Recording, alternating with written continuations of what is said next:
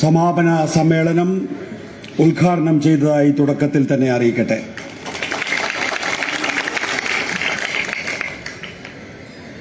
Communist party of India മാർക്സിസ്റ്റിനെ സംബന്ധിച്ചിടത്തോളം അതിന്റെ 24ാം party Congress വരുമ്പോൾ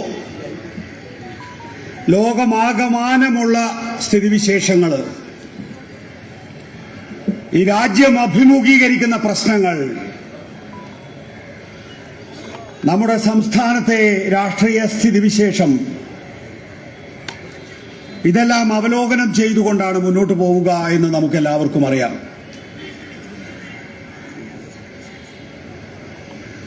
ദുർമേധസ്സുകൾ കളഞ്ഞുകൊണ്ട് മാത്രമാണ് കമ്മ്യൂണിസ്റ്റുകാർക്ക് മുന്നോട്ട് പോകാനാവുക.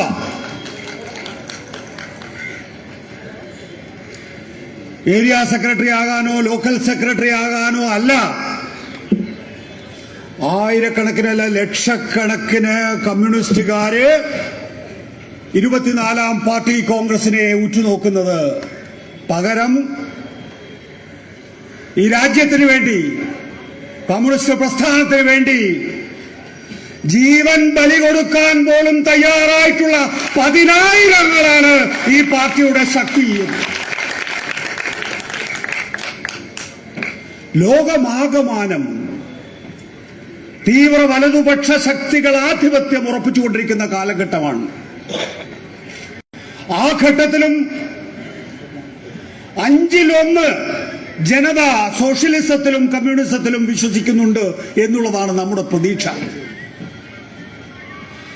ഇസ്രായേല് ഈ മുതലാളിത്ത ശക്തിയുടെ പിൻബലത്താൽ 10,000-കണക്കിന് കുഞ്ഞുങ്ങളെയാണ് കുഴിച്ചുമൂടുന്നത് ഓരോ ദിവസവും. പലസ്തീനെതിരെ മാത്രമല്ല, ഇറാനെതിരെ മാത്രമല്ല, ലെബനനെതിരെ മാത്രമല്ല, തങ്ങൾക്കാകുന്ന മേഖലകളിലെല്ലാം മിസൈലുകൾ പറപ്പിച്ചുകൊണ്ടാണ് ഇസ്രായേൽ ലോകത്തെ ഭീതിപ്പെടുത്തിക്കൊണ്ടിരിക്കുന്നത്. അങ്ങനെ അയക്കുന്ന ഓരോ മിസൈലും ചെന്ന് വീഴുന്നത് പാവങ്ങളായുള്ള കുഞ്ഞുങ്ങളുടെ, കുട്ടികളുടെ, വിദ്യാർത്ഥികളുടെയൊക്കെ നെഞ്ചത്താണ് എന്നുള്ളതാണ് നമ്മൾ ഓരോ ദിവസവും കണ്ടുകൊണ്ടിരിക്കുന്നത്. അമേരിക്ക അടക്കം, യൂറോപ്പ് അടക്കം ഇന്ന് തീവ്ര വലതുപക്ഷത്തിലേക്ക് നീങ്ങുന്ന ഘട്ടത്തിൽ ഈ രാജ്യവും വ്യത്യസ്തമായിട്ടല്ല ചിന്തിക്കുന്നത് എന്നുള്ളതാണ് ഏറ്റവും ഒടുവിൽ 2024 ലോക്സഭാ തെരഞ്ഞെടുപ്പിലും നമുക്ക് വ്യക്തമായിട്ടുള്ളത്. പക്ഷേ എന്റെ നാട്ടില്, കണ്ണൂർ ജില്ലയില് നായനാർ അക്കാദമിയിലാണ് 23ാം പാർട്ടി കോൺഗ്രസ് ചേർന്നത്. അന്ന് ഈ രാജ്യത്തൊരു വർത്തമാനം ഉണ്ടായിരുന്നു. ആം ആദ്മി പാർട്ടി അടക്കമുള്ള ഇന്ത്യയിലെ പ്രധാനപ്പെട്ട കോൺഗ്രസ് ഇതര രാഷ്ട്രീയ പാർട്ടികൾ പറഞ്ഞു, നമുക്ക് കോൺഗ്രസ് ഇല്ലാത്ത, BJP ഇല്ലാത്ത ഒരു മുന്നണി കെട്ടിപ്പടുക്കാം. ആ മുന്നണിയാകട്ടെ ഇനി ഇന്ത്യയുടെ പ്രതീക്ഷ. അങ്ങനെയാണെങ്കിൽ BJPക്കെതിരെ, കോൺഗ്രസിനെതിരെ അതിശക്തമായിട്ടുള്ള മുന്നേറ്റം നടത്താൻ സാധിക്കും. കാരണം കോൺഗ്രസ് കഴിഞ്ഞ 7 പതിറ്റാണ്ട് കാലമായി രാജ്യത്ത് ഏറ്റവും കൂടുതൽ കാലം ഭരിച്ച് ഈ രാജ്യത്ത് അഴിമതിയും വർഗീയതയും നടമാടുന്നതിന് പ്രധാന കാരണക്കാരായിട്ടുള്ളവരാണ്. പക്ഷേ 23ാം പാർട്ടി കോൺഗ്രസിൽ, കണ്ണൂരിൽ നായനാർ അക്കാദമിയിൽ ചേർന്ന 23ാം പാർട്ടി കോൺഗ്രസിൽ CPM-ന്റെ ജനറൽ സെക്രട്ടറി ആയിട്ടുള്ള സീതാറാം യെച്ചൂരി അടക്കമുള്ളവർ ശക്തമായി വാദിച്ചു. കോൺഗ്രസ് ഉൾപ്പെടെയുള്ള എല്ലാ BJP വിരുദ്ധരെയും ഒരുമിച്ച് കൊണ്ടുപോകുന്നതിലൂടെ മാത്രമാണ് രാജ്യത്ത് ഒരു മതേതര ഐക്യം സാധ്യമാവുക, BJP അധികാരത്തിൽ നിന്ന് പുറത്താക്കാൻ സാധിക്കുക. അതിന്റെ അടിസ്ഥാനത്തിലാണ് ഇന്ത്യ ബ്ലോക്ക് ഉണ്ടായത്. നമുക്ക് എല്ലാവർക്കും അറിയാവുന്ന കാര്യമാണ്. ഒരുപക്ഷെ ഛിന്നഭിന്നമായി പോകുമായിരുന്ന ഇന്ത്യയിലെ പ്രതിപക്ഷത്തെ ഒരുമിച്ച് കൂട്ടാൻ, സാധ്യമായ ഇടങ്ങളിലെല്ലാം ഒരുമിച്ച് കൂട്ടാൻ ബംഗാളിൽ സാധ്യമായില്ല, കേരളത്തിൽ സാധ്യമായില്ല, പഞ്ചാബിൽ സാധ്യമായില്ല. പക്ഷെ മറ്റെല്ലാ ഇടങ്ങളിലും BJP ഇതരെ ഒരുമിച്ച് കൂട്ടാൻ സീതാറാം യെച്ചൂരിയുടെ ആസൂത്രണത്തില് ഇന്ത്യ ബ്ലോക്കിന് സാധിച്ചു. അതിന്റെ അടിസ്ഥാനത്തിലാണ് ഇന്ത്യൻ പാർലമെന്റില് നരേന്ദ്രമോദി അബ്കേ ബാർ 400 ബാർ, ഇത്തവണ 400-ലധികം സീറ്റുകൾ എന്ന് പറഞ്ഞ് ഈ രാജ്യത്തിന് പുതിയൊരു മുദ്രാവാക്യം നൽകി. കാരണം നമുക്ക് എല്ലാവർക്കും അറിയാം, 2025 RSSന്റെ 100ാം വാർഷികമാണ്. RSSന്റെ 100ാം വാർഷികത്തിൽ ഈ രാജ്യത്തെ ഹിന്ദു രാഷ്ട്രമാക്കണം, ഈ രാജ്യത്തിന്റെ ഭരണഘടന ഇല്ലാതാക്കണം, പകരം മനുസ്മൃതി സ്ഥാപിക്കണം. ഇതായിരുന്നു BJPയുടെ പദ്ധതി. പക്ഷേ മതേതര ശക്തികളെല്ലാം ഒരുമിച്ച് നിന്നതുകൊണ്ട് അബ്കി ബാർ 400 ബാർ അല്ല, BJPയുടെ നിലവിലുണ്ടായിരുന്ന 303 സീറ്റുകൾ തകർന്നടിഞ്ഞതായിപ്പോ 240 എത്തിയിരിക്കുന്നു. ഉദരവാദികളായിട്ടുള്ള അവസരവാദികളായിട്ടുള്ള TDPയുടെയും JDUവിന്റെയും ഒക്കെ പിൻബലത്തിലാണ് ഇന്ന് നരേന്ദ്രമോദി ഇന്ത്യ രാജ്യം ഭരിക്കുന്നത്. 58 ഇഞ്ചാണ് എനിക്ക് എന്നായിരുന്നു നരേന്ദ്രമോദിയുടെ ആരാധകർ അവകാശപ്പെട്ടിരുന്നത്. ഇപ്പൊ 58 ഇഞ്ചും ഇല്ല. നരേന്ദ്രമോദി മുൻകാലങ്ങളില് സ്വന്തം പാർട്ടിക്കാരെ കണ്ടാലോ അല്ലെങ്കിൽ സ്വന്തം മുന്നണി നേതാക്കളെ കണ്ടാലോ ഒന്ന് എഴുന്നേറ്റ് നിൽക്കുക പോലുമില്ല. ഇപ്പോ ചന്ദ്രബാബു നായിഡുവിനെയും നിതീഷ് കുമാറിനെയും കാണുമ്പോൾ ചാടി എഴുന്നേക്കാണ് നരേന്ദ്രമോദി. ആ നിലയിലേക്ക് 303 നിന്ന് 240 BJPയെയും നരേന്ദ്രമോദിയെയും എത്തിച്ചിരിക്കുന്നു. അതിന്റെ മുന്നണി പോരാളിയായി പ്രവർത്തിച്ചത് കമ്മ്യൂണിസ്റ്റ് പാർട്ടി ഓഫ് ഇന്ത്യ മാർക്സിസ്റ്റാണ്, ഇടതുപക്ഷമാണ് എന്ന് പറയുന്നതിന് എനിക്ക് അഭിമാനമുണ്ട്. പ്രിയപ്പെട്ട സുഹൃത്തുക്കളെ, ഈ രാജ്യം എവിടെയാണ് എത്തി നിൽക്കുന്നത്? 2026 100ാം വാർഷികമാകുമ്പോൾ ചില പദ്ധതികൾ RSSനെ സംബന്ധിച്ചിടത്തോളം ഉണ്ടായിരുന്നു. ഹിന്ദു രാഷ്ട്രത്തിന്റെ ആദ്യ ചവിട്ടുപടി 2026 ആരംഭിച്ച് 2047 ആകുമ്പോഴേക്കും പരിപൂർണമായ ഹിന്ദു രാഷ്ട്രം. ഇതായിരുന്നു BJPയുടെ ആസൂത്രണം. അതിനാവശ്യമായി എല്ലാ വിഭാഗം വർഗീയവൽക്കരിച്ചു കഴിഞ്ഞു. നമുക്കറിയാം 1990കളില് ബാബറി മസ്ജിദിന്റെ തകർച്ചയോടുകൂടി Mandal commission report VP Singh സർക്കാർ നടപ്പാക്കിയപ്പോൾ അതിൽ നിന്ന് ജനശ്രദ്ധ തിരിക്കുന്നതിന് വേണ്ടി അലഹബാദിൽ നിന്ന് അയോധ്യയിലേക്ക് LK അദ്വാനി ഒരു രഥയാത്ര നടത്തുന്നു. ആ രഥയാത്ര അയോധ്യയിലേക്ക് എത്തിയപ്പോ ഈ നാടിന്റെ വ്യത്യസ്ത മേഖലകൾ ധ്രുവീകരിക്കപ്പെടുകയും 100 കണക്കിന് ആളുകൾ കലാപങ്ങളിൽ കൊല ചെയ്യപ്പെടുകയും ചെയ്തു എന്നുള്ളത് നമുക്ക് മുന്നിലുള്ള യാഥാർത്ഥ്യമാണ്. അതേ പ്രക്രിയയാണ് 2002 ഗുജറാത്ത് കലാപത്തിലൂടെ ഇപ്പോ ഓരോ ദിവസവും നമ്മുടെ വർത്തമാന പത്രങ്ങളിലൂടെ അറിയുന്ന മണിപ്പൂരിലൂടെ സംഭവിച്ചുകൊണ്ടിരിക്കുന്നത്. ഈ അടുത്ത ദിവസങ്ങളിൽ എന്താ നമ്മൾ പത്രങ്ങളിൽ വായിക്കുന്നത്? രാജ്യത്തിന്റെ പല ഭാഗങ്ങളിലായിട്ട് വികേന്ദ്രീകൃതമായ രീതിയിൽ കലാപം സൃഷ്ടിച്ചുകൊണ്ടിരിക്കുകയാണ്. വളരെ ഗൗരവമായിട്ടുള്ള വിഷയമാണിത്. ഒരു ബാബറി മസ്ജിദായിരുന്നു നമ്മുടെ മുമ്പിൽ ഉണ്ടായിരുന്നത്. ഒരു ബാബറി മസ്ജിദിന് ശേഷം പിന്നെ പറഞ്ഞു കാശി മഥുര ബാക്കി ഹേ. ബാബറി മസ്ജിദിൽ അവസാനിക്കുന്നില്ല, അയോധ്യയിൽ അവസാനിക്കുന്നില്ല. ഞങ്ങൾ കാശിയിലേക്ക് പോകാൻ പോവുകയാണ്, ഞങ്ങൾ മഥുരയിലേക്ക് പോകാൻ പോവുകയാണ്. അതിനും ശേഷം ഇപ്പോ നമ്മളെ സംഭാലില്, അജ്മീരില്, അങ്ങനെ 5 ഇടങ്ങളിലെങ്കിലും ഏറ്റവും കുറഞ്ഞത് പുതിയ സംഘർഷങ്ങൾ സൃഷ്ടിച്ചുകൊണ്ടിരിക്കുകയാണ്. സംഭാലില് 16ാം നൂറ്റാണ്ടിലുണ്ടായിട്ടുള്ള മുസ്ലിം പള്ളി തകർക്കുന്നതിന് വേണ്ടി കോടതിയുടെ കൂടി ഉത്തരവാദിത്തത്തിലുള്ള കാര്യമാണത്. കോടതിയുടെ കൂടി പങ്കാളിത്തത്തിലാണ് അവിടെ ആളുകളെ ഇളക്കിവിടുന്നത്, മതവിരോധം ഇളക്കിവിടുന്നത് എന്ന് പറയുമ്പോ ഒരു ഇന്ത്യൻ പൗരൻ എന്നുള്ള നിലയിൽ എനിക്ക് ജാള്യതയുണ്ട്. നമുക്കറിയാം 1990കളുടെ തുടക്കത്തിൽ തന്നെ ബാബറി മസ്ജിദിന്റെ പ്രശ്നം ഉണ്ടായിരുന്നു. 1948 തുടങ്ങിയതാണത്. വിവിധങ്ങളായിട്ടുള്ള കോൺഗ്രസ് സർക്കാരുകളുടെ കാലഘട്ടത്തില്. പിന്നീട് 90കളിലെ നേരത്തെ ചൂണ്ടിക്കാണിച്ചതുപോലെ LK അദ്വാനിയുടെ രഥയാത്ര നടക്കുന്നു. ആ ഘട്ടത്തിൽ ഇന്ത്യൻ പാർലമെന്റ് ഒരു നിയമം പാസാക്കുന്നു, പ്ലേസസ് ഓഫ് വർഷിപ്പ് ആക്ട് 1991. ഇതിന്റെ അടിസ്ഥാനത്തില് അയോധ്യ അല്ലാത്ത മറ്റിടങ്ങളിൽ ഒന്നും തന്നെയും 1947 ഓഗസ്റ്റ് 15 എന്ത് സ്ഥിതിയാണോ തുടർന്നിരുന്നത്, അതായത് ഒരു ദേവാലയത്തിന്റെ സ്വഭാവം സംബന്ധിച്ച് എന്ത് നിലയാണോ തുടർന്നിരുന്നത് അതേ നില തന്നെ പാലിക്കണമെന്ന് ആവശ്യപ്പെട്ട് ഇന്ത്യൻ പാർലമെന്റ് പാസാക്കിയിട്ടുള്ള നിയമമാണ് പ്ലേസ് ഓഫ് വർഷിപ്പ് ആക്ട് 1991. അതിനെ നമുക്കറിയാം DY ചന്ദ്രചൂഡ് എന്ന് പറയുന്ന ചീഫ് ജസ്റ്റിസ്, ആ ചീഫ് ജസ്റ്റിസ് നിലവിൽ ഏതൊരു മത ആരാധനാലയ കേന്ദ്രത്തിന്റെയും സ്വഭാവം മാറ്റുന്നതിന് പ്ലേസ് ഓഫ് വർഷിപ്പ് ആക്ട് ബാധകമാകില്ല എന്ന് പറയുന്നത് അടക്കമുള്ള നിയമപരമായിട്ടുള്ള കാര്യങ്ങളുണ്ട്. ഞാൻ അതിന്റെ വിശദാംശങ്ങളിലേക്കൊന്നും പോകുന്നില്ല. പക്ഷേ അതിന്മേലുണ്ടായിട്ടുള്ള അപ്പീൽ ഇപ്പൊ പരിഗണിക്കാൻ, അതായത് പ്ലേസ് ഓഫ് വർഷിപ്പ് ആക്ടിന്റെ മേലുള്ള അപ്പീൽ പരിഗണിക്കാൻ കൂടി സുപ്രീം കോടതി തയ്യാറാകാത്തതിലൂടെ ഇപ്പൊ ഈ പറയുന്ന ഹിന്ദുത്വ വർഗീയ നിലപാടുകാർക്ക് കൂടുതൽ ആയുധം ലഭിക്കുകയും അവരെ കയറയച്ചു വിടുകയും ചെയ്തിരിക്കുന്നു. അതിന്റെ ഉത്തരവാദിത്തം കേന്ദ്ര സർക്കാരിന് മാത്രമല്ല ജുഡീഷ്യറിക്കും ഉണ്ട് എന്ന് പറയുന്നതിൽ ഞാൻ നേരത്തെ പറഞ്ഞതുപോലെ തന്നെ നമ്മളൊക്കെ ലജ്ജിക്കുക തന്നെ വേണം എന്നുള്ളതാണ്.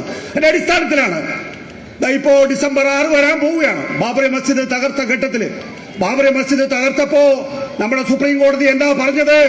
അതൊരു എഗ്രീജിയസ് ക്രൈം ആണ്, ഏറ്റവും കൊടും കുറ്റമായിട്ടാണ് സുപ്രീം കോടതി കണ്ടെത്തിയിട്ടുള്ളത്.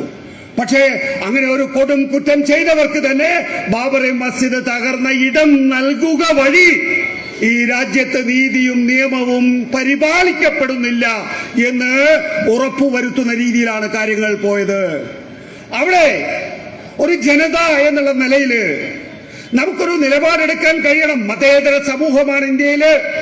അങ്ങനെ ഒരു മതേതര സമൂഹത്തിലെ ഇത്തരത്തിലുള്ള കാര്യങ്ങൾ ഉണ്ടാകുമ്പോൾ നമ്മളെല്ലാം വളരെ ശ്രദ്ധയോടുകൂടി അടുത്ത ചുവട് വെക്കണം. പക്ഷെ കോൺഗ്രസ് പാർട്ടി എന്താ ചെയ്തിട്ടുള്ളത്? അയോധ്യയിൽ രാമക്ഷേത്രം നിർമ്മിക്കുന്നതിന് വേണ്ടി വെള്ളിശിലകൾ അയച്ചു. കമൽനാഥ് ആയിക്കൊള്ളട്ടെ, പ്രിയങ്ക ഗാന്ധി ആയിക്കൊള്ളട്ടെ, കോൺഗ്രസിന്റെ റാങ്ക് ആൻഡ് ഫയൽ അയോധ്യയിൽ രാമക്ഷേത്രം നിർമ്മിക്കുന്നതിന് വേണ്ടി ഒപ്പം നിന്നു എന്നുള്ളതാണ് നമ്മുടെ മുന്നിലുള്ള യാഥാർത്ഥ്യം. ഇപ്പോ അയോധ്യ മാത്രമല്ല, അല്ലെങ്കിൽ ബാബറി മസ്ജിദിന്റെ തകർച്ച മാത്രമല്ല, അത് കഴിഞ്ഞതിന് ശേഷം കാശി മധുര ബാക്കിയാണ് എന്ന് പറയുന്നതിലൂടെ അവിടെയും പ്രശ്നങ്ങൾ ഉണ്ടാക്കി തുടങ്ങിയിരിക്കുന്നു. അതിനപ്പുറത്തേക്ക് സംഭാലിലേക്കും അജ്മീറിലേക്കും പോകുന്നു. അജ്മീറിലെ ദേവാലയം മുസ്ലിം പള്ളി എന്നാണ് അറിയപ്പെടുന്നതെങ്കിൽ പോലും അവിടെ ഹിന്ദുക്കളായിട്ടുള്ള ക്രിസ്ത്യാനികളായിട്ടുള്ള ഇതര വിഭാഗങ്ങളിൽപ്പെട്ട ആളുകൾ, അത് 10,000-കണക്കിന് ആളുകൾ, രാജ്യത്തെ ഏത് പ്രധാനമന്ത്രി അധികാരത്തിൽ വന്നാലും ഒരു ഷോൾ അവിടേക്ക് അയക്കുമായിരുന്നു. അത്രയും മതേതര സ്വഭാവമുള്ള ദേവാലയമായിരുന്നു അജ്മീർ എന്ന് പറയുന്നത്. ആ അജ്മീറിനെ പോലും ഇപ്പോ വർഗീയവൽക്കരിക്കുകയാണ് എന്ന് പറയുമ്പോൾ രാജ്യം എങ്ങോട്ടേക്കാണ് പോകുന്നത് എന്നുള്ളതാണ് നമ്മൾ മനസ്സിലാക്കേണ്ടത്. ഈ രാജ്യത്ത് ഇങ്ങനെ മതേതരത്വത്തെ അട്ടിമറിച്ചുകൊണ്ട്, ജനാധിപത്യത്തെ ഇല്ലായ്മ ചെയ്തുകൊണ്ട്, ഭരണഘടനയെ ഇല്ലാതാക്കിക്കൊണ്ട് BJP നമ്മളെ എങ്ങോട്ടേക്കാണ് നയിക്കുന്നത് എന്നത് സംബന്ധിച്ച വിലയിരുത്തലാണ് 24-ാം പാർട്ടി കോൺഗ്രസിന്റെ മുഖ്യ ഉത്തരവാദിത്വം എന്ന് ഞാൻ നേരത്തെ സൂചിപ്പിച്ചു കഴിഞ്ഞു. പ്രിയപ്പെട്ട സുഹൃത്തുക്കളെ, കേന്ദ്ര സർക്കാരിനെ സംബന്ധിച്ചിടത്തോളം കേന്ദ്ര സർക്കാർ എങ്ങനെയാണ് ഈ രാജ്യം മുന്നോട്ട് കൊണ്ടുപോകുന്നത്, പ്രത്യേകിച്ച് 2024 ലോക്സഭാ തെരഞ്ഞെടുപ്പിന് ശേഷവും, അതായത് കേവല ഭൂരിപക്ഷമില്ലാത്ത സ്ഥിതി, 3-2 ഭൂരിപക്ഷമോ 4-3 ഭൂരിപക്ഷമോ ഒക്കെ ആയിരുന്നു BJP ആഗ്രഹിച്ചിരുന്നത്, NDA ആഗ്രഹിച്ചിരുന്നത്. പക്ഷേ നിർഭാഗ്യവശാൽ അവർക്ക് കേവല ഭൂരിപക്ഷം പോലും ഇല്ലാത്ത സ്ഥിതിവിശേഷം ഉണ്ടായി. എങ്കിൽ പോലും ഒരു രാജ്യം, ഒരു തെരഞ്ഞെടുപ്പ് പോലുള്ള ഭരണഘടനാ മാറ്റത്തിന് വേണ്ടി BJP തയ്യാറെടുക്കുകയാണ്. 2024 ലോക്സഭാ തെരഞ്ഞെടുപ്പിനെ സംബന്ധിച്ചിടത്തോളം നമുക്ക് ആശ്വാസമായിരുന്ന ഏറ്റവും പ്രധാനപ്പെട്ട കാര്യം എന്താണ് എന്ന് ചോദിച്ചാൽ, ഇന്ത്യൻ പാർലമെന്റിലെ പ്രതിപക്ഷത്തിന്റെ സ്വാധീനം അതിശക്തമായി എന്നുള്ളതാണ്. ഭരണപക്ഷത്തിന്റെ അത്ര തന്നെ ഇന്ത്യൻ പാർലമെന്റിലെ പ്രതിപക്ഷ ശക്തികളുടെ മുന്നേറ്റം ഉണ്ടായി എന്നുള്ളതാണ്. ഇപ്പോ ഈ സർക്കാരിനെ സംബന്ധിച്ചിടത്തോളം, നരേന്ദ്രമോദി സർക്കാരിനെ സംബന്ധിച്ചിടത്തോളം ബില്ലുകൾ പാസാക്കിയെടുക്കുക എന്ന് പറയുന്നത് വലിയ ബുദ്ധിമുട്ടായിട്ടുള്ള കാര്യമാണ്. ഭരണഘടനാ ഭേദഗതി ഒട്ടും നടക്കില്ല തന്നെ എന്നുള്ളതാണ് സ്ഥിതി. അങ്ങനെ നോക്കൂ, പ്രതിപക്ഷം ശക്തമാകുമ്പോൾ എന്താ ചെയ്യേണ്ടത്? രാജ്യത്ത് ആ നിലയിലുള്ള ഒരു ആശയ പ്രചാരണം ഉണ്ടാക്കണം. ആ നിലയിലുള്ള ഒരു ആശയ പ്രചാരണം ഉണ്ടാക്കാൻ നമുക്ക് സാധിക്കും. കാരണം BJPയെ അപരാജിതരാണ് എന്നാണ് നമ്മൾ കരുതിയിരുന്നത് 2024 മുമ്പ് വരെ. അതല്ല, അവരെ തോൽപ്പിക്കാനാകും എന്ന് 23-ാം പാർട്ടി കോൺഗ്രസ് കാണിച്ചു കൊടുത്തിരിക്കുന്നു. അവരെ തോൽപ്പിക്കാനാകും എന്ന് എവിടെയൊക്കെ സഖ്യസാധ്യതകളുണ്ടോ അവിടെയൊക്കെ സഖ്യം സാധിച്ചുകൊണ്ട് ഇന്ത്യയിലെ പ്രതിപക്ഷം കാണിച്ചു കൊടുത്തിരിക്കുന്നു. 2024 ലോക്സഭാ തെരഞ്ഞെടുപ്പിന് ശേഷം ഇപ്പോ പക്ഷെ അതാണോ സ്ഥിതി? കോൺഗ്രസ് ഒറ്റയ്ക്ക് മത്സരിച്ച ഹരിയാനയിൽ 4 നിയമസഭകളിലേക്കാണ് തെരഞ്ഞെടുപ്പ് നടന്നത്. കോൺഗ്രസ് ഒറ്റയ്ക്ക് മത്സരിച്ച ഹരിയാനയില് തോറ്റമ്പി ആ പാർട്ടി. തൊട്ടടുത്ത സംസ്ഥാനമാണ് ഉത്തർപ്രദേശ്, തൊട്ടടുത്ത മറ്റൊരു സംസ്ഥാനമാണ് ദില്ലി. ഉത്തർപ്രദേശിലെ ഏറ്റവും വലിയ പാർട്ടിയായ സമാജ്വാദി പാർട്ടിക്ക് ഹരിയാനയുടെ അതിർത്തിയില് നല്ല സ്വാധീനമുണ്ട്. അവർ ചോദിച്ചു ഒരു 9 സീറ്റ് വേണ്ട, 6 സീറ്റ്, 5 സീറ്റ്, അവസാനം 4 സീറ്റിലേക്ക് എത്തി. കോൺഗ്രസ് കൊടുത്തില്ല. കാരണം അവർക്ക് ഹരിയാനയിൽ ഒറ്റയ്ക്ക് അധികാരത്തിൽ വരണം. അങ്ങനെയാണെങ്കിൽ മാത്രമേ അവർക്ക് മഹാരാഷ്ട്രയിൽ കൂടുതൽ സീറ്റുകൾ ബാർഗെയിൻ ചെയ്ത് വാങ്ങാൻ കഴിയുകയുള്ളൂ. ഇപ്പുറത്തെ സംസ്ഥാനമായിട്ടുള്ള ദില്ലിയിലെ അവിടുത്തെ ഏറ്റവും വലിയ രാഷ്ട്രീയ പാർട്ടി എന്ന് പറയുന്നത് ആം ആദ്മി പാർട്ടിയാണ്. ആം ആദ്മി പാർട്ടി ചോദിച്ചു, ഞങ്ങൾക്ക് കുറച്ച് സീറ്റുകൾ തന്നാൽ ഞങ്ങളും കൂടെ നിങ്ങളെ പിന്തുണച്ചുകൊണ്ട് മത്സരിക്കാം. ഹരിയാന അരവിന്ദ് കെജ്രിവാളിന്റെ ഹോം സ്റ്റേറ്റ് ആണ്, സ്വന്തം സ്ഥലമാണ്. അവിടെ അരവിന്ദ് കെജ്രിവാൾ ശക്തമായിട്ടുള്ള പ്രചരണം നടത്തിയാൽ അത് ഗുണം ചെയ്യും. ഞങ്ങൾക്ക് 3 സീറ്റ് മതി. കോൺഗ്രസ് കൊടുത്തില്ല. ഹരിയാനയിലെ അമ്പേ തോറ്റു കോൺഗ്രസ് പാർട്ടി. ജമ്മു കാശ്മീരിലെ നാഷണൽ കോൺഫറൻസ് ആണ് നേതൃത്വം എന്നുള്ളത് കൊണ്ട് ജമ്മു കാശ്മീരിൽ വിജയിച്ചു. പക്ഷേ ബിജെപിയെ നേരിട്ട് കോൺഗ്രസ് ഏറ്റുമുട്ടേണ്ട, കോൺഗ്രസ് നേരിട്ട് ബിജെപിയെ മത്സരിച്ച് തോൽപ്പിക്കേണ്ട ജമ്മുവില് ഒരൊറ്റ സീറ്റ് പോലും കോൺഗ്രസിന് നേടാനായിട്ടില്ല എന്നുള്ളതാണ് യാഥാർത്ഥ്യം. അപ്പോ ജമ്മു കശ്മീർ എന്ന് പറയുന്ന ഒരു സംസ്ഥാനത്ത് അല്ലെങ്കിൽ കേന്ദ്രഭരണ പ്രദേശത്ത് നാഷണൽ കോൺഫറൻസിനെ ജയിപ്പിച്ചു എന്നുള്ളത് കൊണ്ട് കോൺഗ്രസ് അതിന്റെ ഭാഗമായി എന്ന് കാണാം. പ്രത്യേകിച്ച് താഴ്വരയില് കോൺഗ്രസിന് വലിയ സ്വാധീനമൊന്നുമില്ലാത്ത താഴ്വരയിലാണ് അവിടെ ജമ്മു കാശ്മീരിൽ കോൺഗ്രസിന് സീറ്റ് കിട്ടിയത് കാണാം. തൊട്ടടുത്ത തെരഞ്ഞെടുപ്പ് വരികയാണ്. മഹാരാഷ്ട്രയിലും ജാർഖണ്ഡിലും കോൺഗ്രസ് ആണ് ഏറ്റവും വലിയ ഒറ്റക്കക്ഷി. 100-ലധികം സീറ്റുകളിൽ മത്സരിക്കുന്നു. അവിടുത്തെ ഏറ്റവും പ്രധാനപ്പെട്ട പാർട്ടിയായിട്ടുള്ള ശിവസേന പോലും 90-ൽ താഴെ സീറ്റുകളാണ്. അവിടെയും തോറ്റു. 3-2 ഭൂരിപക്ഷത്തോടുകൂടി ബിജെപിയുടെ നേതൃത്വത്തിലുള്ള മഹായുതി അധികാരത്തിൽ വന്നതാണ് നമ്മൾ കണ്ടത്. നോക്കണം, കോൺഗ്രസിന് ആകെ 16 സീറ്റുകളാണ്. കോൺഗ്രസ് 100-ലധികം സീറ്റുകൾ മത്സരിച്ച് ആകെ കിട്ടിയിട്ടുള്ളത് 16 സീറ്റുകൾ. അതേസമയം ബിജെപി മത്സരിച്ച സീറ്റുകളിൽ ആകെ അവർക്ക് നഷ്ടപ്പെട്ടത് 16 സീറ്റുകൾ എന്നുള്ളതാണ്. ഇന്ന് മഹാരാഷ്ട്രയിലെ 5ാമത്തെ പാർട്ടിയാണ് ഇന്ത്യൻ നാഷണൽ കോൺഗ്രസ്. ഞാൻ പറഞ്ഞു വരുന്നത് 2024 ലോക്സഭാ തെരഞ്ഞെടുപ്പിലെ ഇന്ത്യയിലെ പ്രതിപക്ഷമുണ്ടാക്കിയിട്ടുള്ള മുന്നേറ്റം കോൺഗ്രസ് ഒഴിച്ചുള്ള മറ്റു പ്രതിപക്ഷ കക്ഷികൾ നിലനിർത്തുന്നു. അത് നാഷണൽ കോൺഫറൻസ് ആയിക്കൊള്ളട്ടെ, ജാർഖണ്ഡ് മുക്തി മോർച്ച ആയിക്കൊള്ളട്ടെ, ജമ്മു കശ്മീർ ആയിക്കൊള്ളട്ടെ, ജാർഖണ്ഡ് എന്ന സംസ്ഥാനമായിക്കൊള്ളട്ടെ. പക്ഷേ കോൺഗ്രസ് അത് നിലനിർത്തുന്നില്ല. അവർ ഹരിയാനയിൽ തോൽക്കുന്നു, മഹാരാഷ്ട്രയിൽ തോൽക്കുന്നു. ഇതാണ് ഇന്നത്തെ നില. കോൺഗ്രസിനെ സംബന്ധിച്ചിടത്തോളം ജനങ്ങളുടെ പൾസ് മനസ്സിലാക്കാൻ സാധിക്കുന്നില്ല, ജനങ്ങളുടെ അഭീഷ്ടമനുസരിച്ച് പ്രവർത്തിക്കാൻ സാധിക്കുന്നില്ല എന്നുള്ളതാണ് യാഥാർത്ഥ്യം. എന്തേ കോൺഗ്രസ് ഇങ്ങനെയാകുന്നത്? കോൺഗ്രസ് പറയുന്നത് മൃദു ഹിന്ദുത്വ സമീപനം ഉണ്ടെങ്കിൽ മാത്രമേ ഇന്ത്യയിൽ രക്ഷപ്പെടാൻ കഴിയൂ എന്നാണ്.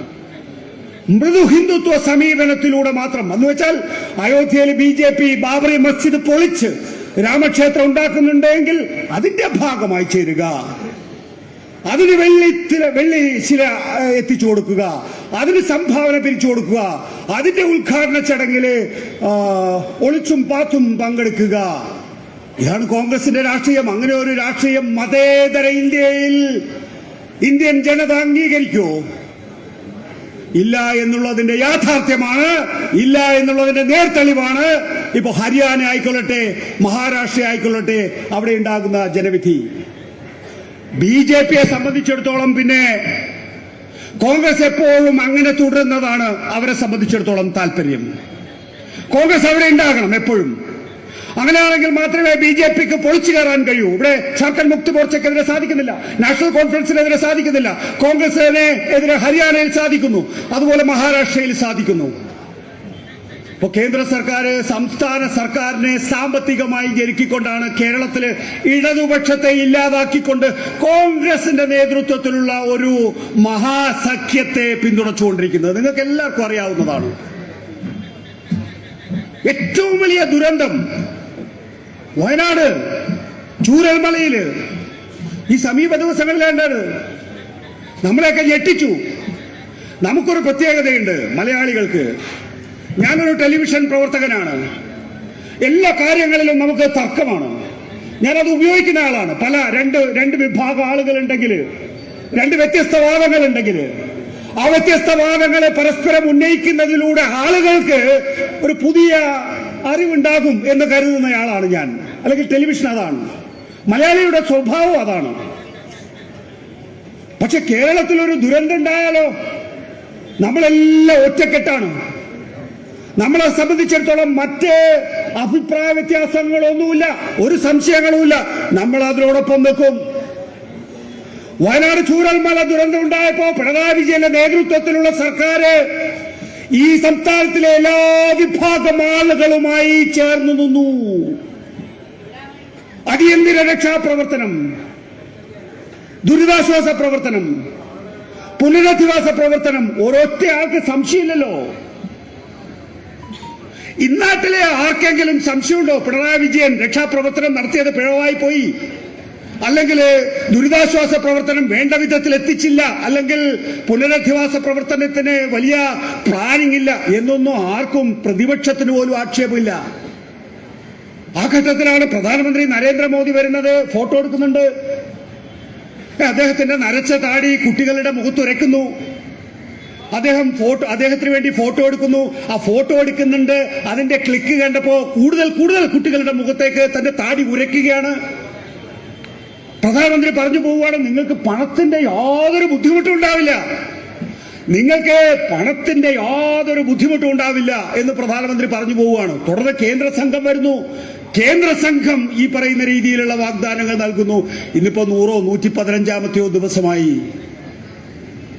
കേരളത്തിന്റെ ദില്ലിയിലെ പ്രതിനിധി പ്രൊഫസർ കെ വി തോമസിനോട് ഖണ്ഡിതമായി കേന്ദ്ര സർക്കാർ വ്യക്തമാക്കി കഴിഞ്ഞു, ഒന്നും നിങ്ങൾക്ക് തരാൻ പോകുന്നില്ല. വയനാട് ചൂരൽമല ദുരന്തം കഴിഞ്ഞ് 4 ദിവസം കഴിഞ്ഞിട്ടാണ് ത്രിപുരയിൽ മഴയുണ്ടായത്, 40 കോടി. ഏതാണ്ട് 7 ദിവസം കഴിഞ്ഞപ്പോഴാണ് ആന്ധ്രാപ്രദേശിൽ മഴയുണ്ടായത്, 3450 കോടി. അല്പ ദിവസം കഴിഞ്ഞിട്ടാണ് ബീഹാറിൽ ഉണ്ടായിട്ടുള്ളത്, അവിടെ 1500 കോടി. പിന്നീട് നാഗാലാൻഡിലും സിക്കിമിലും മഴയുണ്ടായി, അവർക്കും കൊടുത്തു 1000-ഉം 900-ഉം കോടി. നമ്മുടെ കേരളത്തിനൊന്നുമില്ല. പ്രിയപ്പെട്ട സുഹൃത്തുക്കളെ, നമ്മളെ സംബന്ധിച്ചിടത്തോളം നമ്മളും ഒരു ജനതയാണ്. പിണറായി വിജയൻ സംസ്ഥാനത്തിന്റെ മുഖ്യമന്ത്രി, അദ്ദേഹം പറയാണ് കേരളവും അല്ലെങ്കിൽ വയനാടും ഇന്ത്യയുടെ ഭാഗമല്ലേ. നമ്മളോടുള്ള ചോദ്യമാണ്, നമ്മളോട് കൂടിയുള്ള ചോദ്യമാണ്. കാരണം നമ്മളെല്ലാവരും ഒരേ ശബ്ദം ഉയർത്തുന്നില്ല എങ്കിൽ ഈ സംസ്ഥാനം വാടിക്കരിഞ്ഞു പോകട്ടെ എന്ന് കേന്ദ്രം തീരുമാനിക്കും. കേന്ദ്രം ഭരിക്കുന്ന ഹിന്ദുത്വ ശക്തികൾ തീരുമാനിക്കും എന്നുള്ളതാണ്. ഇത് ആദ്യത്തെ സംഭവമല്ലല്ലോ. നോക്കണം, ഒരു സംസ്ഥാനത്തിന് എങ്ങനെയാണ് അതിന്റെ വരുമാനം വീതിക്കുന്നത്? നമുക്കറിയാം, ജി എസ് ടി വന്നതിന് ശേഷം നമ്മളല്ല നേരിട്ട് പിരിവ് നടത്തുന്നത്, കേന്ദ്ര സർക്കാരാണ്. ഞാൻ വളരെ ചുരുക്കി പറയാം. ഞാനിപ്പോ ഈ കടയിൽ പോയി ഒരു 20 രൂപയുടെ സാധനം വാങ്ങിയാൽ 1 രൂപ GST കൊടുക്കുന്നു എന്ന് വിചാരിക്കുക. ആ 1 രൂപ GST കേന്ദ്ര സർക്കാരാണ് ഈ കടയിൽ നിന്ന് എന്റെ 20 രൂപയുടെ ക്രയവിക്രയത്തിലൂടെ ഏറ്റുവാങ്ങുന്നത്. ആ 1 രൂപ കേന്ദ്ര സർക്കാർ പിരിച്ച് നമുക്ക് തരുന്ന എത്രയാണ്? സംസ്ഥാന സർക്കാരിന് തരുന്ന എത്രയാണ്? 20 പൈസ. അതേസമയം ബീഹാറിലെ 1 രൂപയ്ക്ക് കേന്ദ്ര സർക്കാർ നൽകുന്നത് 22 രൂപ. ഉത്തർപ്രദേശിലെ 1 രൂപയ്ക്ക് കേന്ദ്ര സർക്കാർ നൽകുന്നത് 17 രൂപ. നമുക്ക് വേണ്ട. ഇനി ബീഹാറിനെയും ഉത്തർപ്രദേശിനെയുമാണ് കൂടുതൽ വളർത്താൻ ആഗ്രഹിക്കുന്നതെങ്കിൽ, അവർ വളർന്നിട്ടില്ല, അവർക്കാണ് കൂടുതൽ പരിഗണന നൽകുന്നതെങ്കിൽ ഞങ്ങൾക്ക് പരാതിയില്ല, കേരളത്തിന് പരാതിയില്ല. അങ്ങനെ ഡിവിസിബിൾ പൂൾ എന്ന് വിളിക്കുന്ന ഈ വിഹിതം നമുക്ക് തരാതിരിക്കുകയാണ് എങ്കിൽ നമുക്ക് പരാതിയുണ്ട്. നമ്മളത് സുപ്രീം കോടതിയെ അറിയിച്ചു. സുപ്രീം കോടതി ഒരു ഒറിജിനൽ സൂട്ട് വന്നു എന്നുള്ളതിൽ വലിയ സന്തോഷമാണ്. ഇത്തരത്തിലുള്ള കാര്യങ്ങൾ സാധാരണഗതിയിൽ സുപ്രീം കോടതിയിൽ വരാറില്ല. ഞങ്ങളിത് പരിശോധിക്കാം, ഭരണഘടനാ ബെഞ്ചിന് വിടാം എന്ന് മാത്രമല്ല, കഴിഞ്ഞ മാർച്ച് 31 മുമ്പ് 12 കോടി രൂപ അനുവദിക്കാനും സുപ്രീം കോടതി ഉത്തരവിട്ടു. അതൊക്കെ മറ്റു വശങ്ങൾ. ഡിവിഷണൽ പൂൾ നമുക്ക് നമ്മുടെ വിഹിതം തരുന്നില്ല എന്നുള്ള വിഷയം. പിന്നെന്താ? റവന്യൂ ഗ്രാന്റാണ്. ഡിവിസിബിൾ പൂൾ കുറയുന്ന സംസ്ഥാനങ്ങൾക്ക് കേന്ദ്ര സർക്കാർ നൽകുന്ന ഇനമാണ് റവന്യൂ ഗ്രാന്റ്. റവന്യൂ ഗ്രാന്റും നമുക്ക് വട്ടപൂജ്യമായിരുന്നു കഴിഞ്ഞ സാമ്പത്തിക വർഷം എന്നുള്ളത് നമ്മൾ പത്രങ്ങളിലൂടെ, ടെലിവിഷനിലൂടെ, വാർത്താ മാധ്യമങ്ങളിലൂടെ മനസ്സിലാക്കിയിട്ടുള്ള കാര്യം. പിന്നെന്താ? മൂന്നാമത്തെ കാര്യം എന്ന് പറഞ്ഞാൽ പ്രൊജക്ടുകളാണ്. ഒരു AMS, ഒരു റെയിൽവേ സോൺ. നമുക്ക് നിരവധി ആവശ്യങ്ങളുണ്ട്. പതിറ്റാണ്ടുകളായി നമ്മൾ ചോദിക്കുന്ന പല കാര്യങ്ങളുണ്ട്. ഇതിലേതെങ്കിലും ഒന്ന് തരണമെങ്കിൽ രാഷ്ട്രീയ തീരുമാനം വേണ്ടിവരും എന്നാണ് പറയുന്നത്. ഒരു AMS തരാൻ രാഷ്ട്രീയ തീരുമാനോ? എങ്കിൽ രാഷ്ട്രീയ തീരുമാനം എടുക്കണം. കാരണം തരില്ല. ഇടതുപക്ഷ ജനാധിപത്യ മുന്നണിയാണ് ഭരിക്കുന്നത്.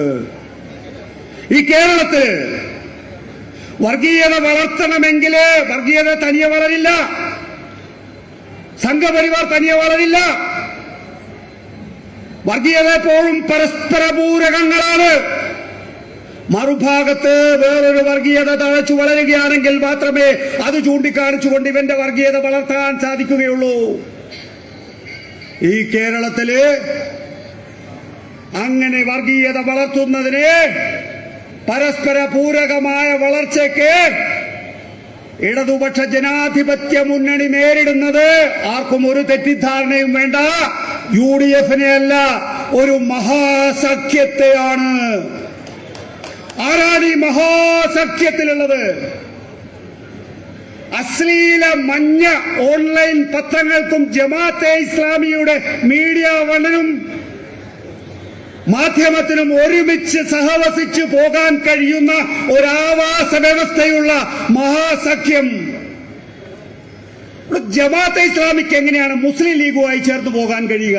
മുസ്ലിം ലീഗിന് എങ്ങനെയാണ് ജമാഅത്തെ ഇസ്ലാമിയുമായി ചേർന്ന് പോകാൻ കഴിയുക? കോൺഗ്രസിന് എങ്ങനെയാണ് RSSനെ തള്ളിപ്പറയാത്ത സന്ദീപ് വാര്യരെ ഒപ്പം കൂട്ടാൻ സാധിക്കുക? സന്ദീപ് വാര്യർ പാലക്കാട് നിയമസഭാ ഉപതെരഞ്ഞെടുപ്പ് സമയത്ത് BJP വിട്ട് കോൺഗ്രസിൽ ചേർന്നു എന്നാണ് പത്രവാർത്ത. അയാള് RSS വിട്ടോ? അയാൾ RSSകാരൻ. ആത്യന്തികമായിട്ട് അയാളെ നമ്മളെപ്പോഴും ചിത്രത്തിൽ കാണുന്നത് കാക്കി ട്രൗസർ ഇട്ടിട്ടാണ്. അയാൾ RSS വിട്ടോ എന്നുള്ള കാര്യം ഇതുവരെ എവിടെയും പറഞ്ഞിട്ടില്ല എന്ന് മാത്രമല്ല, തെരഞ്ഞെടുപ്പിന്റെ തലേ ദിവസം സന്ദീപ് വാര്യർ പറയാണ്, ഞാൻ എന്റെ സ്വത്ത് RSSന് കൊടുക്കുകയാണ് കാര്യാലയത്തിൽ ഉണ്ടാക്കാൻ വേണ്ടിയിട്ടെന്ന്. ഈ മഹാസഖ്യം ഇവിടെ നേരത്തെ കണ്ട് ഒരുങ്ങിക്കഴിഞ്ഞിരുന്നു. അതിനകത്ത് മുഖ്യധാര മാധ്യമങ്ങളുണ്ട്, അതിനകത്ത് RSSകാരുടെ ഒരു വിഭാഗമുണ്ട്, അതിനകത്ത് ജമാഅത്തെ ഇസ്ലാമി ഉണ്ട്, അതിനകത്ത് SDPI ഉണ്ട്. ഈ ജമാഅത്തെ ഇസ്ലാമിയുടെ രാഷ്ട്രീയ പാർട്ടിയാണ്. ഞാൻ പാലക്കാട് നിയമസഭാ ഉപതെരഞ്ഞെടുപ്പിന്റെ പ്രചരണത്തിന് അവിടെ ചില പ്രചരണ പ്രവർത്തനങ്ങൾക്ക് വേണ്ടി പോയിരുന്നു. Jamaat-e Islami, popular front of India, ഈ രണ്ട് സംവിധാനങ്ങളുടെ പാർട്ടികളാണ് വെൽഫെയർ പാർട്ടി അല്ലെങ്കിൽ SDPI. 2024 ലോക്സഭാ തെരഞ്ഞെടുപ്പിലും ഇവർ മത്സരിച്ചില്ല കേട്ടോ. 2024 ലോക്സഭാ തെരഞ്ഞെടുപ്പിൽ മത്സരിക്കാത്ത സമയത്ത് ഞാൻ ടെലിവിഷനിലാണ്. ഞാൻ അന്ന് മൂവാറ്റുപുഴ അഷ്റഫ് മൗലവിയോട്, SDPIയുടെ സംസ്ഥാന പ്രസിഡന്റിനോട് വിളിച്ചു ചോദിച്ചു, അല്ല അഷ്റഫ് മൗലവി, എന്തുകൊണ്ടാണ് നിങ്ങൾ തെരഞ്ഞെടുപ്പിൽ മത്സരിക്കാത്തത്? നിങ്ങളൊരു രാഷ്ട്രീയ പാർട്ടിയല്ലേ? അപ്പൊ അദ്ദേഹം പറഞ്ഞു, PFIയുടെ റെയ്ഡ്, PFI അതിനെ നിരോധിച്ചത്, ഇതൊക്കെ നമ്മളെ സംബന്ധിച്ചിടത്തോളം വലിയ പ്രശ്നം ഉണ്ടാക്കിയിട്ടുണ്ട്. അതുകൊണ്ട് നമുക്ക് മത്സരിക്കാനുള്ള സാമ്പത്തിക ശേഷിയില്ല എന്നാണ്. ജമാഅത്തെ ഇസ്ലാമി അങ്ങനെ ഒരു ജനാധിപത്യ സംവിധാനമൊന്നും അല്ലാത്തതുകൊണ്ട് നമുക്ക് അങ്ങോട്ടും ചോദിക്കാൻ കഴിയില്ല, ഇങ്ങോട്ടും മറുപടി പറയാൻ കഴിയില്ല. ശരി, നിങ്ങൾ 2024 ലോക്സഭാ തെരഞ്ഞെടുപ്പിൽ മത്സരിച്ചില്ല. എന്തേ പാലക്കാട്, ചേലക്കര, വയനാട്ടിൽ മത്സരിച്ചില്ല? നിങ്ങൾ പ്രതിനിധാനം ചെയ്യുന്ന വിഭാഗം 30% മുകളിലാണ് 3 ഇടങ്ങളിലും.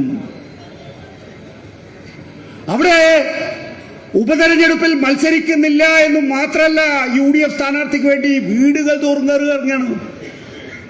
വീടുകൾ തോറും കയറി ഇറങ്ങുമെന്ന് പറഞ്ഞാൽ നിങ്ങൾ കയറി ഇറങ്ങുന്നത് പോലെ മുറ്റം വരെ അല്ല, അകത്തേക്ക് പോകണം. പൂർണ്ണമായിട്ടുള്ള മതചിഹ്നങ്ങളോടുകൂടി അകത്തേക്ക് പോയി സാധാരണഗതിയിലെ തെരഞ്ഞെടുപ്പ് പ്രക്രിയയിൽ പറയാൻ പാടില്ലാത്തതായിട്ടുള്ള കാര്യങ്ങൾ നിങ്ങൾ വീടിന്റെ ഉള്ളിലെത്തിക്കുന്നുണ്ടോ? ഒരു ഭാഗത്ത് RSSന്റെ ചീന്ത്, വേറൊരു ഭാഗത്ത് ജമാഅത്തെ ഇസ്ലാമി, SDPI. അതുകൊണ്ടാണ് പാലക്കാട് നിയമസഭാ ഉപതെരഞ്ഞെടുപ്പിന്റെ പ്രചാരണ പ്രവർത്തനങ്ങളിലെത്തിയ സഖാവ് പിണറായി വിജയൻ പറഞ്ഞത് മുസ്ലിം ലീഗിനോട്, ചാടിക്കടിച്ചിട്ട് കാര്യമില്ല, ജമാഅത്തെ ഇസ്ലാമിയുടെ തീവ്രവാദ ഭാഷ കരസ്ഥമാക്കാൻ മുസ്ലിം ലീഗ് ശ്രമിക്കരുത്. സാദിഖ് അലി തങ്ങൾക്കും അതിൽ പങ്കുണ്ട് എന്ന് പറഞ്ഞത് CPM-ന്റെ പോളിറ്റ് ബ്യൂറോ അംഗം പിണറായി വിജയനാണ്. ഉടനെ വി.ഡി. സതീശൻ ചാടി ഇറങ്ങാണ്. കെ സുധാകരനെ കുറിച്ച് പറഞ്ഞ ഒരു കുഴപ്പമില്ല, പക്ഷെ സാദിഖ് അലിയെ കുറിച്ച് പറഞ്ഞ വി.ഡി. സതീശന് പ്രശ്നമാണ്.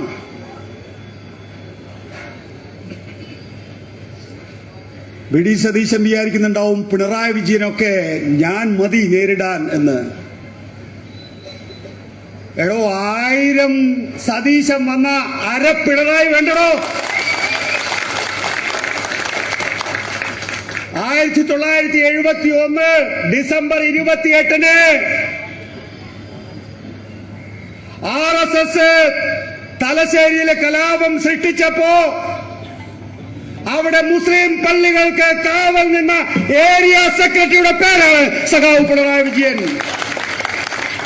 RSS അതിന്റെ എല്ലാ മൂർച്ചയുള്ള വാളുകളും നീട്ടിയിട്ടുള്ളത് സഖാവ് പിണറായി വിജയന് നേരെയാണ്. 50 ലക്ഷം രൂപ തലക്ക് വിലയിട്ടപ്പോ ഈ കേരളത്തിൽ അങ്ങോളം ഇങ്ങോളം നടന്ന് പാർട്ടി വളർത്തിയ സഖാവിന്റെ പേരാണ് സഖാവ് പിണറായി വിജയൻ. അടിയന്തരാവസ്ഥ വി.ഡി. സതീശൻ അറിയാമായിരിക്കുമല്ലോ. അടിയന്തരാവസ്ഥയിൽ പോലീസ് മർദ്ദനമേൽക്കാത്ത പിണറായി വിജയന്റെ ഒരു ശരീരഭാഗവും ഇല്ല എന്നറിയാൻ CPM-ന്റെ മുഖപത്രങ്ങൾ വായിക്കേണ്ട, കേരള നിയമസഭയിലെ രേഖകൾ വായിച്ചാൽ മതി. വി.ഡി. സതീശൻ ഈ പാർട്ടി അതിന്റെ എല്ലാ വിഭാഗീയമായിട്ടുള്ള ജീർണതയിലും എത്തിപ്പെട്ട ഘട്ടത്തിൽ ആ സംഘടനയെ ഒറ്റക്കെട്ടായി നയിച്ച് 2 തവണ അധികാരത്തിലേറിയ നേതാവിന്റെ പേരാണ് സഖാവ് പിണറായി വിജയൻ എന്ന് പറയുന്നത്. അവിടെ വി.ഡി. സതീശൻ ചെന്നിട്ട് ഉമ്മാക്കി കാട്ടി പിണറായി വിജയനെ പഠിപ്പിച്ച് സാദിഖ് അലിയെ പറഞ്ഞു വന്നു.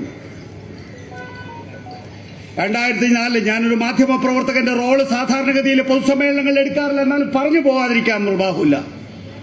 2004 ഇന്ത്യ വിഷൻ ടെലിവിഷൻ ചാനൽ, നിങ്ങൾക്ക് ചെറുപ്പക്കാർക്ക് അറിയില്ല, കുറച്ച് സീനിയർ ആയിട്ടുള്ള ആളുകൾക്കറിയാം. India vision television channel ice cream parlour case പുറത്തു കൊണ്ടുവന്നു. വലിയ പ്രക്ഷോഭ, ഭയങ്കര അടിയാണ്. ഇവിടെ തിരുവനന്തപുരം വിമാനത്താവളത്തില്, അതുപോലെ തന്നെ കോഴിക്കോട് വിമാനത്താവളത്തില്, കരിപ്പൂർ വിമാനത്താവളത്തിലൊക്കെ തന്നെയും ദേശീയ പതാക താഴ്ത്തിയിട്ട് മുസ്ലിം ലീഗിന്റെ പതാക കയറ്റാണ്. വലിയ പ്രക്ഷോഭമാണ് മുസ്ലിം ലീഗിന്റെ നേതൃത്വത്തില്. ആ ഘട്ടത്തില് P.K. കുഞ്ഞാലിക്കുട്ടിക്ക് നിൽക്കക്കള്ളിയില്ലാതായി. മുസ്ലിം ലീഗിന്റെ സംസ്ഥാന ജനറൽ സെക്രട്ടറി, വ്യവസായ മന്ത്രി P.K. കുഞ്ഞാലിക്കുട്ടിക്ക് നിൽക്കക്കള്ളിയില്ല. P.K. കുഞ്ഞാലിക്കുട്ടി സംസ്ഥാന ജനറൽ സെക്രട്ടറി പദം ഒഴിയുന്നു. P.K. കുഞ്ഞാലിക്കുട്ടി വ്യവസായ മന്ത്രി പദം രാജിവെക്കുന്നു. മുസ്ലിം ലീഗിലെ ഒരു പ്രബല വിഭാഗം, അഹമ്മദ്, ടി മുഹമ്മദ് ബഷീർ, MK മുനീർ അടങ്ങുന്ന ഒരു പ്രബല വിഭാഗം P.K. കുഞ്ഞാലിക്കുട്ടിക്കെതിരെ തീരുന്നു. മുസ്ലിം ലീഗിന്റെ റാങ്ക് ആൻഡ് ഫയല് P.K. കുഞ്ഞാലിക്കുട്ടിക്കെതിരാകുന്നു. പക്ഷെ P.K. കുഞ്ഞാലിക്കുട്ടി എന്ത് ചെയ്തെന്നറിയോ?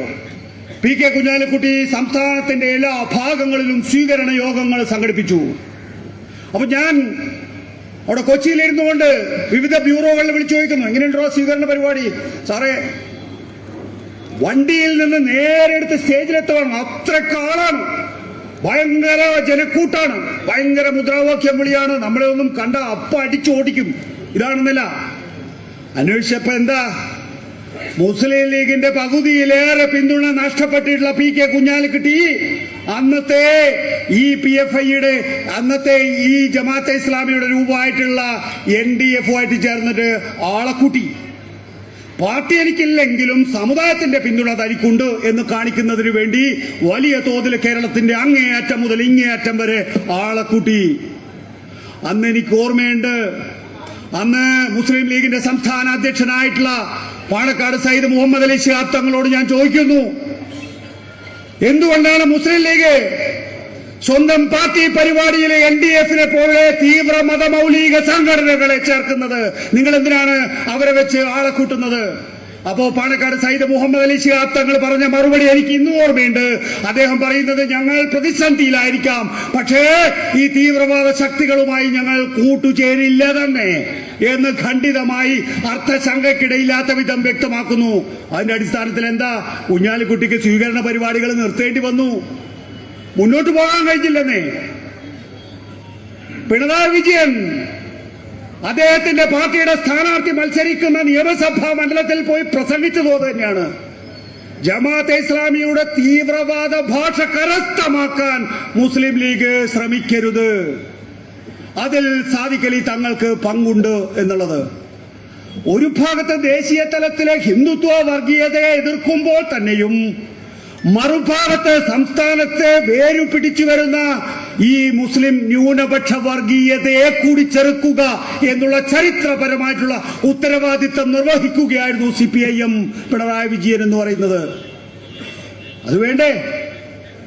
നമ്മളെ സംബന്ധിച്ചിടത്തോളം ദേശീയ തലത്തില് ഹിന്ദുത്വയെ ആക്രമിക്കണം, ഇവിടെ ഈ ന്യൂനപക്ഷ വർഗീയത വളരുക വഴി ഹിന്ദുത്വ ശക്തികൾക്ക് ഇടമുണ്ടാക്കി കൊടുക്കാതിരിക്കണം. ഈ ദൗത്യല്ലേ നമ്മൾ നിർവഹിക്കുന്നത്. ദേശീയ തലത്തില് BJPയെ തോൽപ്പിക്കുന്നതിന് വേണ്ടി നമ്മൾ എന്താ ചെയ്യുന്നത്? നിങ്ങൾക്കൊക്കെ നല്ല ബോധ്യമുണ്ടാവുമെന്നാണ് ഞാൻ വിചാരിക്കുന്നത്. നോക്കണം, ഇന്ത്യയിലെ പലയിടങ്ങളിലും കമ്മ്യൂണിസ്റ്റ് തുരുത്തുകളുണ്ട്. ഇന്നും ഏതാണ്ട് 10, 150, 200 സീറ്റുകളിൽ CPM-നെ സംബന്ധിച്ചിടത്തോളം മത്സരിച്ചാൽ 1,00,000 വോട്ടുകൾക്ക് മീതെ കിട്ടും. പലയിടങ്ങളിലും വേണമെങ്കിൽ ജയിക്കാൻ വരെ സാധ്യതയുണ്ട്. പലയിടങ്ങളിലും അങ്ങനെ ഉണ്ടായിട്ടുണ്ട് മുൻകാലങ്ങളിൽ. പഴയ ശക്തി കേന്ദ്രങ്ങളിലൊക്കെ തന്നെ ഇപ്പോഴും കമ്മ്യൂണിസ്റ്റ് പാർട്ടി ഇല്ലാതായി പോയിട്ടില്ല. പക്ഷേ ഇന്ത്യ ബ്ലോക്ക് BJPയെ തോൽപ്പിക്കണം എന്ന ഒരൊറ്റ അജണ്ട മാത്രം മുൻനിർത്തി മത്സരിച്ച CPIM ആകെ മത്സരിച്ചത് 50 ചില്ലുവാനം സീറ്റുകളിൽ മാത്രമാണ് എന്ന് നിങ്ങൾക്ക് എല്ലാവർക്കും അറിയാം. നോക്കൂ, നമുക്ക് വോട്ട് കുറഞ്ഞാലും കുഴപ്പമില്ല, നമ്മുടെ ആകെ വോട്ട് ശതമാനം കുറഞ്ഞാലും കുഴപ്പമില്ല, ഇന്ത്യയിലെ BJPയെ തോൽപ്പിക്കണം. അതിനാവശ്യമായിട്ടുള്ള രാഷ്ട്രീയ തന്ത്രമാണ് 23-ാം പാർട്ടി കോൺഗ്രസ് കണ്ണൂരിൽ മുന്നോട്ട് വെച്ചിട്ടുള്ളത്. അതിന്റെ അടിസ്ഥാനത്തിലാണ് പാർട്ടി മുന്നോട്ട് പോയിട്ടുള്ളത്. കേരളത്തിൽ എങ്ങനെയാണ് UDF ഇടതുപക്ഷ ജനാധിപത്യ മുന്നണിയോട് പെരുമാറുന്നത് എന്നും നമുക്കറിയാം.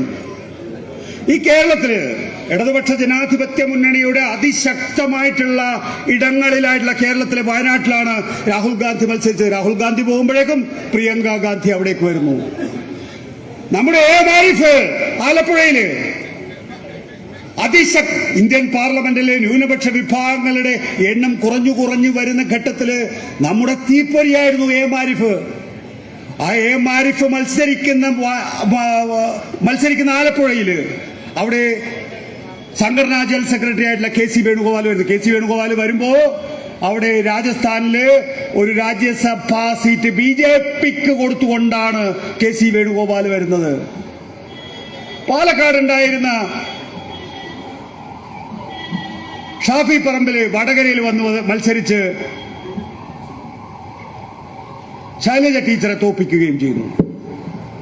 നമ്മൾ അങ്ങോട്ട് കൊടുക്കുന്നതല്ല നമുക്ക് ഇങ്ങോട്ട് കിട്ടുന്നത് എന്നറിയാം. എങ്കിൽ പോലും ഇന്നത്തെ രാജ്യത്തെ അവസ്ഥ, BJP വളർന്നു വരാൻ പാടില്ലാത്ത സാഹചര്യം, ഇതൊക്കെ കണക്കിലെടുത്തുകൊണ്ടാണ് CPM-നെ സംബന്ധിച്ചിടത്തോളം, ഇടതുപക്ഷത്തെ സംബന്ധിച്ചിടത്തോളം വർഗീയതയെ പൂർണ്ണമായും ഇല്ലായ്മ ചെയ്യുക എന്നുള്ള രാഷ്ട്രീയ നയത്തിന്റെ അടിസ്ഥാനത്തിൽ മുന്നോട്ട് പോയിക്കൊണ്ടിരിക്കുന്നത്.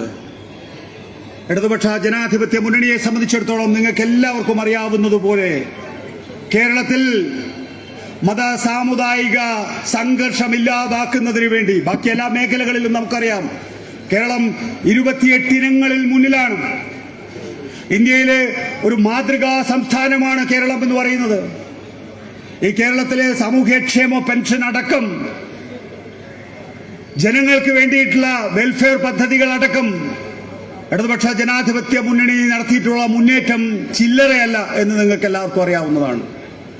പ്രത്യേകിച്ച് രാജ്യത്തിന്റെ വിവിധ ഭാഗങ്ങളിൽ, ഞാൻ നേരത്തെ പറഞ്ഞു, വിവിധ ഇടങ്ങളിൽ വികേന്ദ്രീകൃതമായ വിധത്തിൽ വർഗീയ സംഘർഷങ്ങൾ ഉണ്ടാവുമ്പോൾ ഈ കേരളം വളരെ ശാന്തമായി മുന്നോട്ട് പോവുകയാണ്.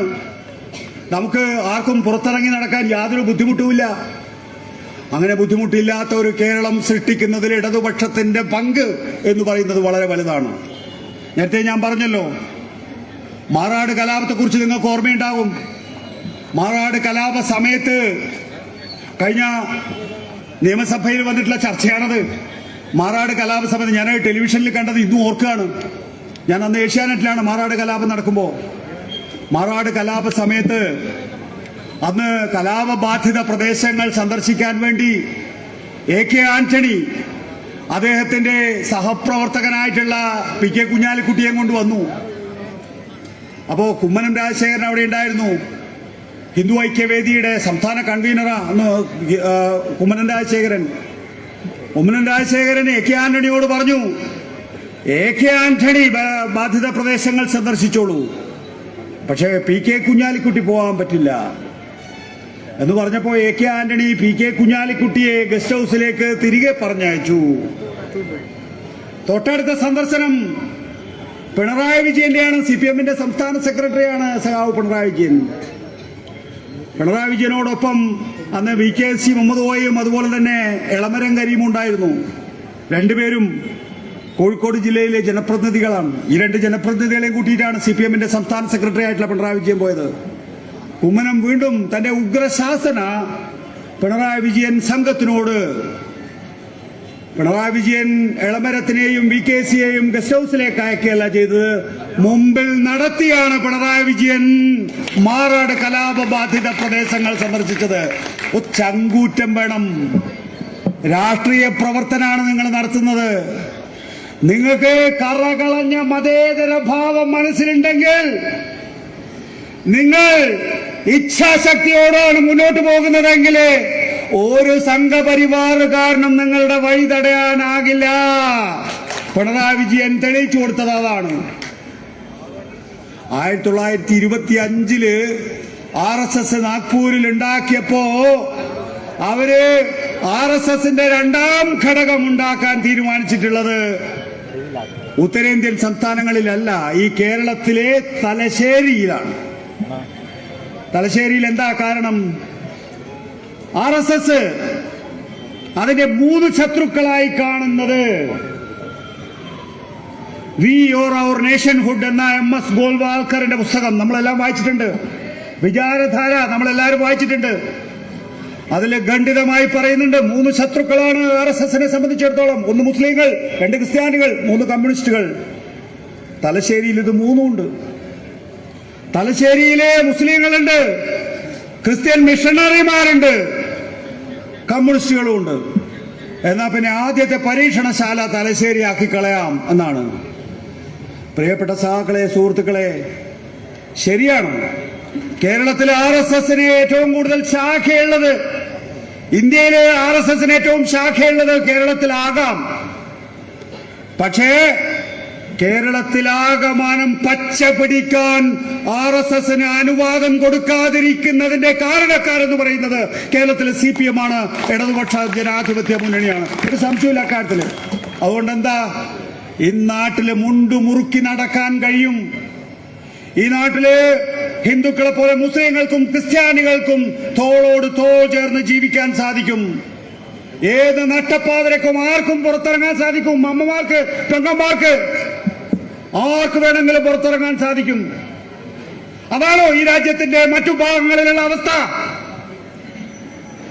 ഞാൻ നേരത്തെ പറഞ്ഞു, ബാബറി മസ്ജിദിന്റെ തകർച്ചയോടുകൂടി രാജ്യത്തെ, പ്രത്യേകിച്ച് ഉത്തരേന്ത്യൻ സംസ്ഥാനങ്ങളിൽ വർഗീയമായി ധ്രുവീകരിക്കപ്പെട്ടത്, കലാപങ്ങൾ ഉണ്ടായിട്ടുള്ളത്. അതിനുശേഷം 2002 ഗുജറാത്ത് കലാപം ഉണ്ടാവുകയാണ്. ഞാൻ അന്ന് ഏഷ്യാനെറ്റിന്റെ ഡൽഹി പ്രതിനിധിയാ. അതുകൂടെ പറഞ്ഞ് ഞാൻ അവസാനിപ്പിച്ചോളാം. ഗുജറാത്തിൽ പോകുന്നു, റിപ്പോർട്ട് ചെയ്യാനാ പോകുന്നത്. ഞാൻ 1998 BJPയുടെ ബീറ്റ് കൈകാര്യം ചെയ്യുന്ന പ്രതിനിധിയായിട്ട് ഡൽഹിയിൽ ഒരു മാധ്യമ പ്രവർത്തകനായി, ഏഷ്യാനെറ്റിന്റെ മാധ്യമ പ്രവർത്തകനായി വന്ന. അവിടെ വന്നപ്പോ എന്താ സ്ഥിതി എന്നറിയാമോ? നരേന്ദ്രമോദിയാണ് അവിടെ സംഘടനാ ജനറൽ സെക്രട്ടറി. നമുക്ക് എല്ലാ ദിവസവും കാണാം. നരേന്ദ്രമോദിയെ കടന്നാണ് നമ്മൾ വാർത്താ സമ്മേളനങ്ങൾക്ക് അല്ലെങ്കിൽ BJP ഓഫീസിലേക്ക്, അശോക റോഡിലുള്ള BJP ഓഫീസിലേക്ക് കയറി പോവുക. പക്ഷെ ഒരു സുപ്രഭാതത്തിൽ 2001 കച്ച് ഭൂകമ്പം ഉണ്ടാവുന്നു. കച്ച് ഭൂകമ്പം ഗുജറാത്തിനെ ഇടിച്ചു പൊളിച്ചു കളഞ്ഞു. ആകെ അന്ന് BJPക്ക് ഒരു സംസ്ഥാനമേ ഉള്ളൂ. AB വാജ്പേയി കേന്ദ്രസ്ഥം ഭരിക്കുന്നുണ്ടെങ്കിൽ പോലും BJPക്ക് ഗുജറാത്തും അങ്ങനെ ചില്ലറ സംസ്ഥാനങ്ങളും മാത്രമേ ഉള്ളൂ. ഈ രാജ്യത്തിന്റെ എല്ലായിടങ്ങളിലും BJPയുടെ ഒരു സാന്നിധ്യം പോലും ഇല്ല. കച്ച് ഭൂകമ്പം കേശുഭായ് പട്ടേലിന് കൈകാര്യം ചെയ്യാൻ പറ്റുന്നില്ല, രക്ഷാപ്രവർത്തനം നടത്താൻ പറ്റുന്നില്ല, ദുരിതാശ്വാസ പ്രവർത്തനം നടത്താൻ പറ്റുന്നില്ല, പുനരധിവാസ പ്രവർത്തനം നടത്താൻ പറ്റുന്നില്ല. ഉടനെ LK അദ്വാനി കേശുഭായ് പട്ടേലിനെ മാറ്റി നരേന്ദ്രമോദിയെ ഗുജറാത്തിന്റെ മുഖ്യമന്ത്രിയാക്കുന്നു. നരേന്ദ്രമോദി ഡൽഹിയിൽ നിന്ന് അഹമ്മദാബാദിലേക്ക് പ്രത്യേക വിമാനം കയറി അവിടെ ഇറങ്ങുന്നു. നരേന്ദ്രമോദിയെ സംബന്ധിച്ചിടത്തോളം കേശുഭായ് പട്ടേലിന് ചെയ്യാൻ കഴിയാത്തതൊന്നും നരേന്ദ്രമോദിക്കും ചെയ്യാൻ കഴിയുന്നില്ല. ഭരണവിരുദ്ധ വികാരം ആഞ്ഞടിച്ചുകൊണ്ടിരിക്കുകയാണ്.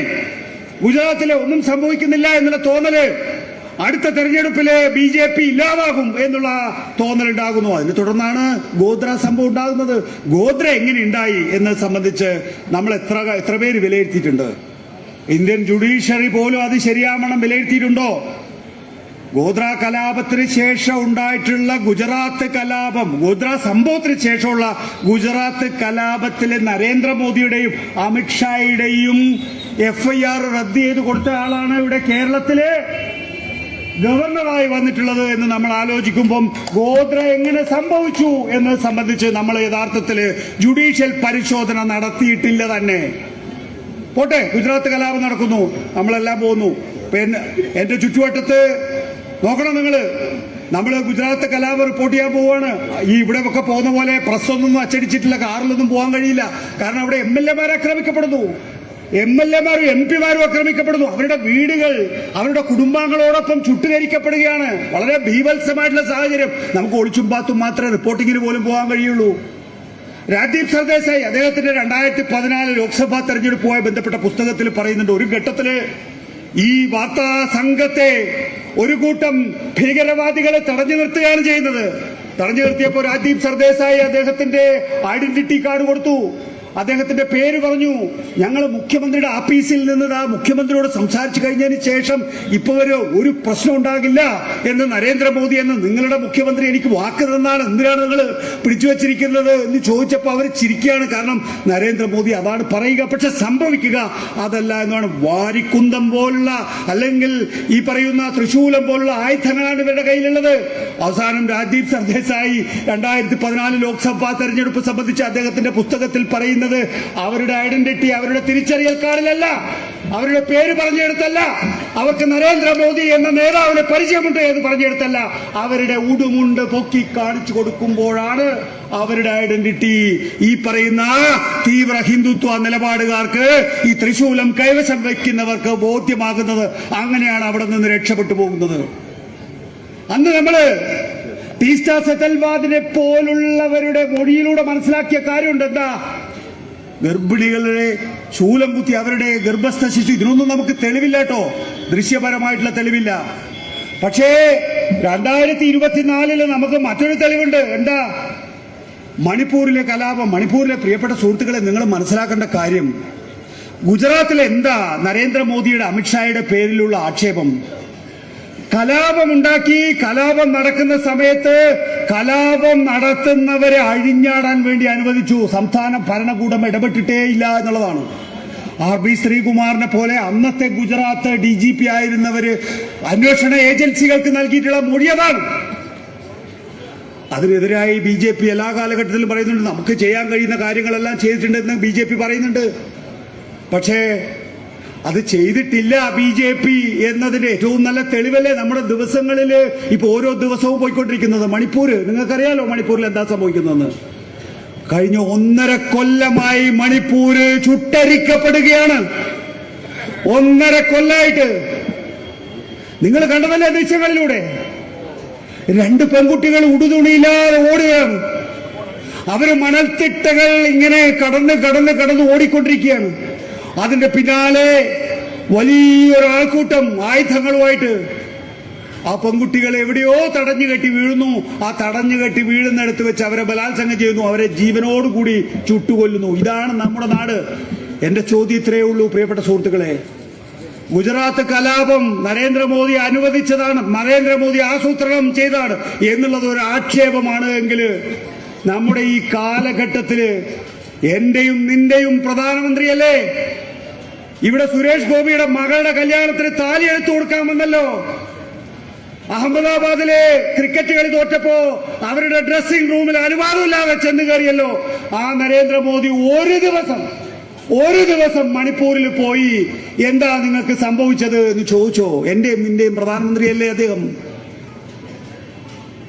ഇത് ചോദിക്കാത്ത ഒരു BJP ഭരണകൂടം ഈ രാജ്യത്താകമാനം കലാപം സൃഷ്ടിച്ചുകൊണ്ട് വർഗീയ ധ്രുവീകരണം ഉണ്ടാക്കി തെരഞ്ഞെടുപ്പുകൾ കഴിഞ്ഞ് തെരഞ്ഞെടുപ്പുകളിലേക്ക് പോയിക്കൊണ്ടിരിക്കുന്നു. അതേസമയം ഇടതുപക്ഷത്തെ ഇല്ലായ്മ ചെയ്യാൻ വേണ്ടിയും ശ്രമിച്ചുകൊണ്ടിരിക്കുന്നു. ഇവിടുത്തെ പ്രതിപക്ഷം ഞാൻ നേരത്തെ ചൂണ്ടിക്കാണിച്ചതുപോലെ മഹാസഖ്യം എന്തെങ്കിലും ഒരു അക്ഷരം മിണ്ടുന്നുണ്ടോ ഇതിനെതിരെ? ഇവിടെ കേരളമല്ലേ, എന്റെയും നിങ്ങളുടെയും ഒക്കെ സംസ്ഥാനമല്ലേ? നമ്മളെ സംബന്ധിച്ചിടത്തോളം ആത്യന്തികമായി നമുക്ക് എന്താണ്, UDF ഭരിച്ചാലും LDF ഭരിച്ചാലും കേരളം നന്നാകണം എന്നുള്ള ഒരു ആഗ്രഹം മാത്രമല്ലേ നമ്മൾ വെച്ചു പുലർത്താൻ പാടുള്ളൂ.